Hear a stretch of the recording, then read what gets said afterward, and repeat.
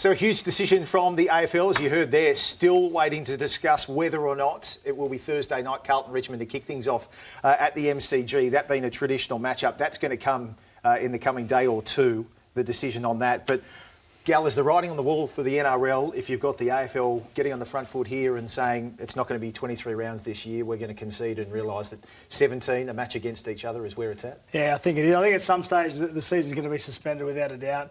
I think you've got to look at the New Zealand Warriors. They're over here away from home. Once they decide to go home, they're out of the comp for 2 weeks. Now, you can't play, it's a 16-team competition. You can't play a 16-team competition with 15 teams. That's just the way it is. So the competition's going to have to be suspended. The trouble with suspending it for NRL players is that you can't just have an NRL player out of action for 2 or 3 weeks and then expect them to walk back in and start playing and doing what they're doing this weekend. I mean, the pre-season goes for 3 or 4 months. Now, that's a long time to get prepared for a game of footy. So to go and have 4 weeks off, 3 or 4 weeks off, and expect them to come back and play at the level they're playing at, it's too dangerous for the players. You have shoulder, knee issues.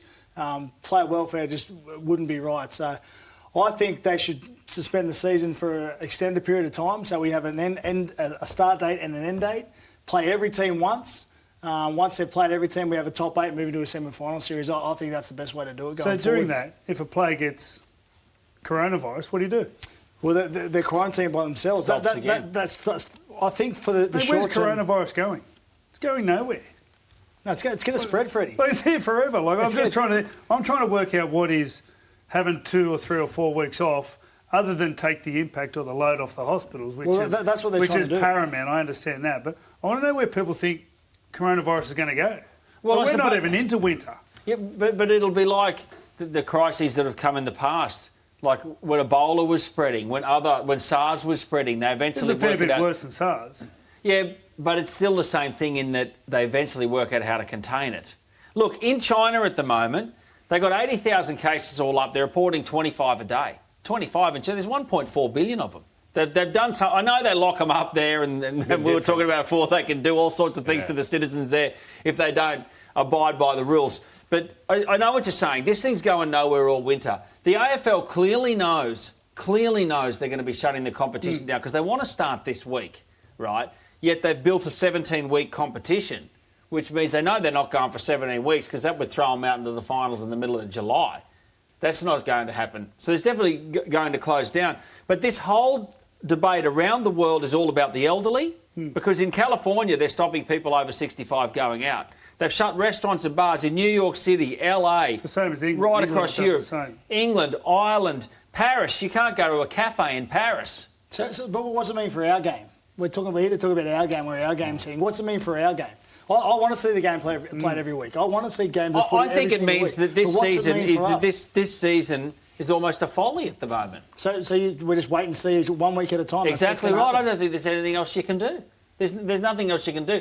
And, Wayne Bennett was talking about it. He was getting criticised on the weekend because he came up with this Northern Australia plan and then he was sort of backtracking a bit and saying, we might have to just suspend it. He was getting criticism for that. But he knows as soon as a player tests positive, we're just going to go into a meltdown. There's a big discussion point coming from the Warriors' perspective too as to how long, as you alluded to before, Gal, they stay in the country and if the competition can go on without them. This was Todd Greenberg's response earlier today. Yeah, it's very possible for us to continue the competition if the Warriors want to go home. Of course, we want all 16 clubs being played in the competition. But again, that's a step that is a scenario, and we will only get to that after this weekend. A lot of hypotheticals in this one, Joey. Can you see how this would play out with 15 teams rather than 16? Can you not come to me? I'm already sick of it. Is anyone not surprised with those comments? I'm told. How can they continue? How does continue a competition without the Warriors? I have no idea. With 15 teams, how could it work? You can't. You can't. Well, you could. So the Warriors? What are you saying? The Warriors? So the Warriors no one thought you were going to go any good anyway. They're going to miss 2 or 3 teams. Well, there'd be some big decisions. But what if Warriors were a bye? But it's a 16. Look, if the Warriors go home, right? If the Warriors go home, you said it before, they're out for 2 weeks. Yeah. No, they're out for 4 because they've got to come back at some point and sit another 2 weeks out in Australia because we've got the rules now too. Yeah, but in the A-League, the Wellington team in the A-League is going to stay here for 6 weeks and finish the comp. But if the Warriors players go home and have the 14 days quarantine, can they go home to their families if they've got new babies? Yeah, it's self-isolation. So a couple of them. So you got to stay in the doghouse for 2 weeks? I don't know. No, self-isolation works like this. if you're not showing symptoms, you just go home and you live with your family and you're just living with your family. As soon as you start showing symptoms, you're in the room upstairs or you're in the doghouse.